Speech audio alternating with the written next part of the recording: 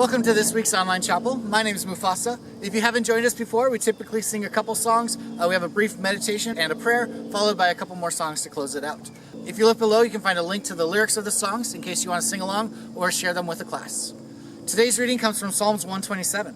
It says, "Like arrows in the hands of a warrior are children born in one's youth. Blessed is the one whose quiver is full of them. They will not be put to shame when they contend with their enemies in the gate."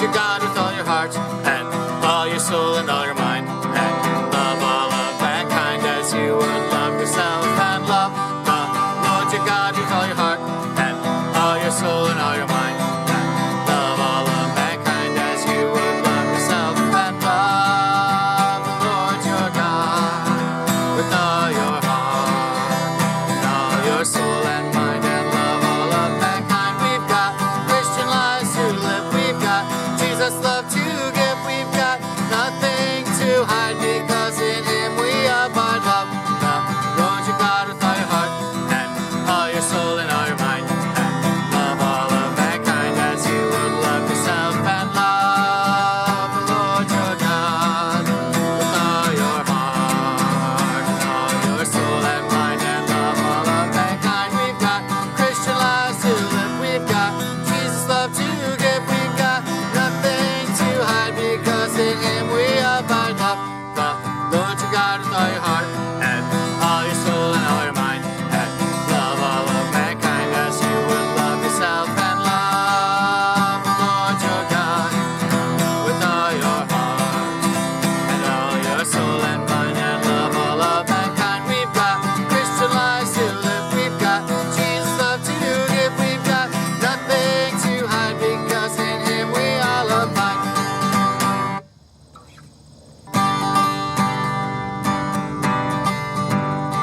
How lovely is your dwelling place, O Lord Almighty. My soul longs and even faints for you.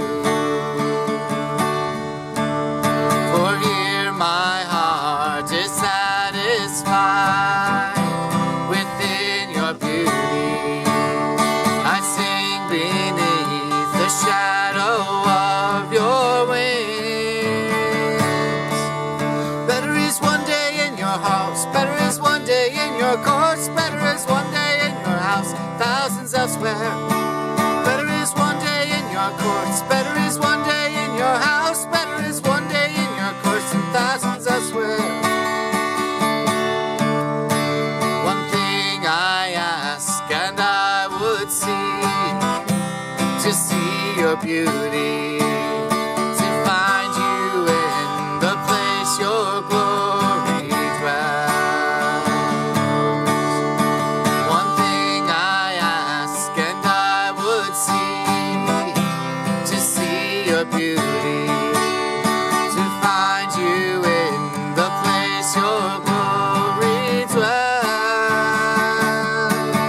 Better is one day in your courts, better is one day in your house, better is one day in your courts, and thousands elsewhere. Better is one day in your courts, better is one day in your house, better is one day in your courts, and thousands elsewhere. My heart and flesh cry out for you, the living God. Your spirit's water to my soul. I've tasted and I've seen. Come once again to me. I will draw near to you. I will draw near to you. Better is one day in your courts, better is one day in your house, better is one day in your courts than thousands elsewhere. Better is one day in your courts, better is one day in your house, better is one day in your courts than thousands elsewhere. Better is one day in your courts, better is one day in your house, better is one day in your courts than thousands elsewhere. Better is one day in your courts, better is one day in your house, better is one day in your courts than thousands elsewhere. And thousands elsewhere. If you joined us last week, you saw that we tried to fit all of Abraham's story into one episode, which was challenging enough. This week I'm going to try and do 3 generations. We have Isaac, we have Jacob, and then we have Joseph and his brothers. So last week we talked about Abraham and the promise that God would bless him with a son and with a nation with which to bless the world. Abraham takes things in his own hands and he has his son Ishmael, and God says, well, he's not the one I promised. And then Isaac is born, we heard about that, and then later on, after Sarah dies, Abraham marries again and he has several other children. We never really hear about them until about the time of Moses. So Isaac is the promised son. Isaac gets married to Rebekah, and she gives birth to twins. Now, even before they were born, she starts praying to God, and she says, God, I feel like there's 2 children are like at war within me. And God says, well, that's because they're not just 2 children, it's 2 entire nations that are going to be constantly fighting, constantly at war. So Esau is a mighty hunter. He goes out into the woods, he hunts, he takes care of the family. He's the father's favorite, being the oldest. And Jacob, being the youngest, kind of lives up to his name. He's a deceiver, he's a trickster all through his life. And so he tricks his brother out of his inheritance, out of the property that Esau should have received from his father when his father passes on. And then later on in the story, Jacob also tricks him out of his blessing. So again, God came to Abraham and said, I'm going to bless you through your son Isaac. And then Isaac was going to go to Esau and say, Esau, here's the blessing from God. Your children will be blessed so that they will be a blessing to others. And Jacob takes that blessing as well. And then Esau is upset. He's lost his inheritance. He's lost any chance for wealth. And now he's lost this promise. And the only promise that Isaac can give him is, you're going to serve your brother. Your children are going to serve your brother's children. But eventually you'll be free. So he's upset to the point that he starts threatening to kill his brother. Rebekah here, she takes Jacob over to Isaac and says, you know what, I need him to go away. He should go to find a wife among our family rather than among the strangers and the idol worshippers here in Canaan. And so they send Jacob off. Jacob travels for a while and he comes to a certain place. Or you might translate it as, he gets to the middle of nowhere and the sun goes down. There's nowhere to go. He finds a rock, puts his head on it, and goes to sleep. And he has this dream, as he's laying here, of this ladder that goes up to heaven. There's angels coming down. And God says to Jacob, I will be with you. Just as I promised Abraham, just as I promised your father Isaac, I'm going to be with you. And I'm going to bless you, and through you, all of the world will be blessed. And Jacob puts a condition on it. Why? He's up to his old tricks. He says, all right, God, well, if you take me to the land that I'm going, if you bring me back safely, then I will believe in you, and then I will trust you. And God says, okay, I will do that. And so Jacob wakes up the next morning, he lifts up the stone, anoints it, says, all right, this is a special place. Surely God is here, and I didn't even realize it. So Jacob moves on. He stays with his uncle for about 14 years. He gets married. He has 12 sons and 1 daughter we never really hear about. And then eventually the time comes and he leaves his father and he goes back to Canaan. Now God has blessed him. He's very rich, but he sort of cheated a little bit. And then they come to the point very near to Bethel where he had set up the stone, where he'd had the dream. And they set up their camp, and Jacob has this vision of another camp where there seems to be angels there, and so he calls this Mahanaim, right, the 2 camps. And then he goes on a little bit further, and a servant comes, or somebody comes to him and says, Jacob, your brother Esau has heard that you're in the country again, and he's riding out to meet you. And so Jacob sends gifts along ahead of him. He splits his family into 2 groups, 2 camps, sends one across the river this way, sends one across the river that way, and he stays in this camp all by himself. It's nighttime, he's alone. So this man suddenly shows up and starts wrestling with Jacob all night long. They're wrestling and struggling, and it gets to near dawn, and the stranger says, let me go, I need to leave. And Jacob says, no, not until you bless me. You've got something I don't understand. You're here for a reason. I won't let you go until you bless me. So he says, fine. Your name is Jacob, deceiver, but now your name will be Israel, because you've struggled with men and you have struggled with God, and you have overcome, you have triumphed. The man leaves, and Jacob stands up with a blessing, and there on the horizon is his brother. Jacob goes to him, bows down, and says, hello, brother, I'm your servant. I have all of these gifts for you. And Esau says, I've been so blessed. I have so many riches of my own. I don't need your stuff. Let's go back to my tents, and we will celebrate your homecoming. And Jacob says, that sounds like a great idea, but how about you go to your tents, I'll go over here to mine, and we'll just kind of celebrate at a distance. And Esau's like, okay, sure. Joseph's story continues through his sons. He has 12 sons and his daughter, but he favors Joseph above all of them. His brothers start getting jealous, and so one day they take him and they beat him up, and they steal this beautiful colored robe that he'd been given. They throw Joseph into a pit, and as they do this, some Ishmaelites show up, and so they decide, hey, we'll sell him to these merchants instead as a slave, and then we'll just convince father that he's dead, and we'll no longer have to worry about our father's favorite brother. So Joseph gets taken down to Egypt, and he's placed in this house. He's the servant, and everything that he does prospers. He lives there for a while, and he gets wrongfully accused of something and thrown in jail. And even in jail, he's blessed to become something of a caretaker for the other prisoners. A couple of Pharaoh's servants get thrown in jail for something, and they have these dreams. And Jacob, as he hears the dreams, say, "Wait, I know what these mean. In 3 days, you are going to be proven innocent or whatever it is, and you're going to go back into Pharaoh's court. Please tell him that I'm here. I've done nothing wrong." And one day Pharaoh has this dream, and the cupbearer says, "Wait, I remember this guy in prison who could interpret dreams." And so Joseph is brought to the Pharaoh, and Pharaoh says, "What's going to happen? What does this dream mean?" So Joseph says to him, "Get everything ready now, because in 7 years there will be a massive famine throughout the land." And Pharaoh agrees. He appoints Joseph second in command. He does everything that Joseph recommends. They store away food, and when the 7 years of famine hit, Egypt is ready.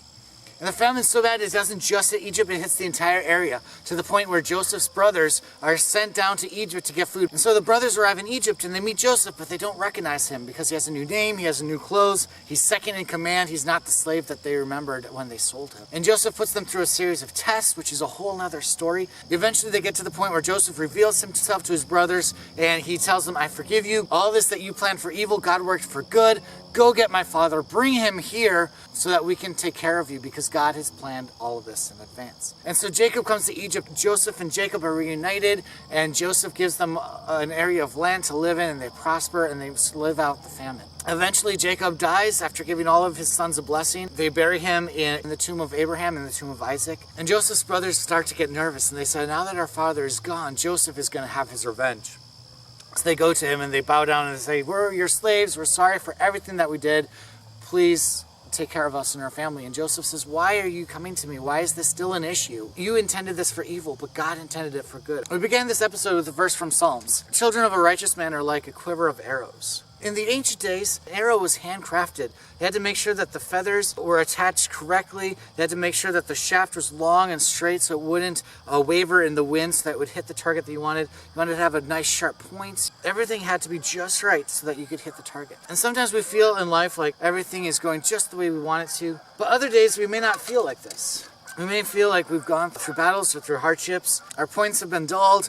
Our lives seem bent or even broken. Our feathers a little ruffled and out of shape. We're not sure we can hit the target God calls for us. So as we read the story today, we find Jacob in the wilderness, and he looks and there's God with him in whatever state that he's in. We find Joseph, who has everything taken away from him. He's thrown in the dark, and yet he remains faithful. He remains true to his purpose. And we find him at the end saying, "All the evil you intended for me, God worked for good." So I don't know where you are at today, but I pray that where you are, you would stop, look around and see that God is here with you today in this moment, wherever you are. Lord, we thank you for the great times in our lives, the times where we are so full of purpose and we're driven knowing what it is that you have for our lives and what you want us to do. But we also know that life isn't always like that. We have hard times, we have trouble, we have burdens and worries, sometimes more than we think that we can bear.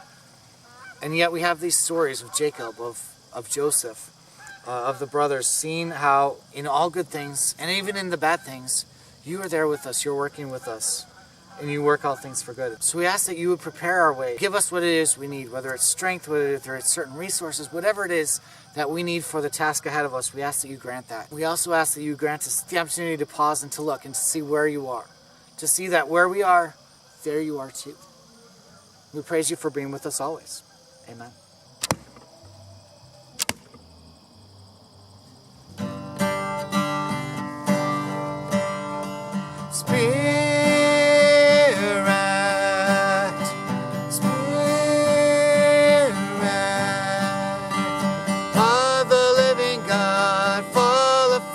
On me,